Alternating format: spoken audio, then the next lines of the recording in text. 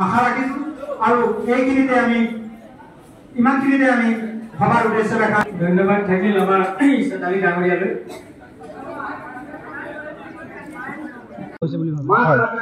কথা হ'ল আমাৰ মূল লক্ষ্যৰ উদ্দেশ্য হৈছে যে আমাৰ অতি পিছপৰা 108টা জাতি আৰু উপজাতি চাহ জনগোষ্ঠীৰ 108টা জাতি আৰু উপজাতিৰ ভিতৰত এটা অন্যতম সম্প্ৰদায় হৈছে জলহা।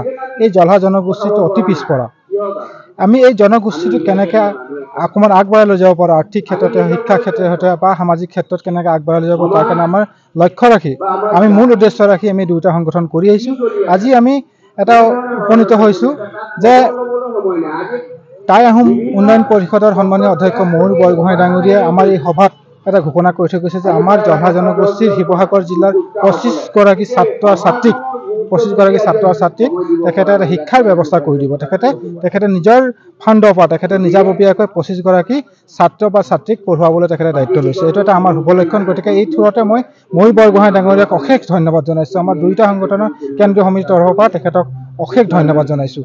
গতিকে আমাৰ লক্ষ্য আৰু উদ্দেশ্যত অকণমান হ'লেও আমি কিঞ্চিত মাত্ৰ হ'লেও আমি সমৰ্থন হৈছোঁ। আৰু আজি চাহ জনগোষ্ঠীৰ জলহা যুৱ ছাত্ৰ পৰিষদৰ উদ্যোগত তথা চাহ জনগোষ্ঠীৰ জলহা জাতি সন্মিলনী সহযোগত যি ইয়াত ৰাজহুৱা সভা অনুষ্ঠিত হৈছে, ৰাজহুৱাত উপস্থিত থাকি সঁচাকৈ খুব আনন্দিত হ'লোঁ।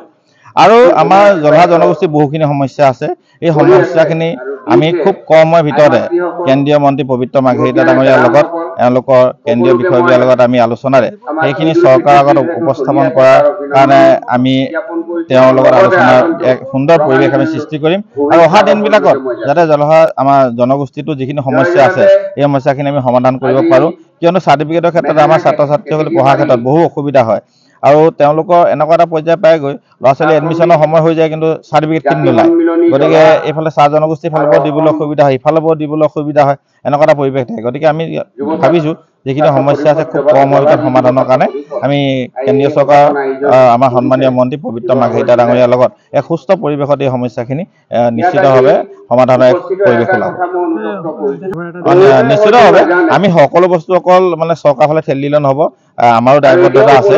সেই দায়বদ্ধতাখিনি আমি হেৰি কৰি আমি 25জন আমাৰ ছাত্ৰ ছাত্ৰীক 15গৰাকী ছোৱালী আৰু 10গৰাকী যাতে আমাৰ ছাত্ৰক আমি পঢ়াৰ সম্পূৰ্ণ দায়িত্ব মই নিজে লৈছোঁ। আৰু তেওঁলোকৰ উচ্চ শিক্ষাৰ কাৰণে তেওঁলোকক যিখিনি কৰিব লাগে এওঁলোকৰ নেতৃত্ববিন্দই যেনেধৰণে ক'ব সেইধৰণে কৰি দিম।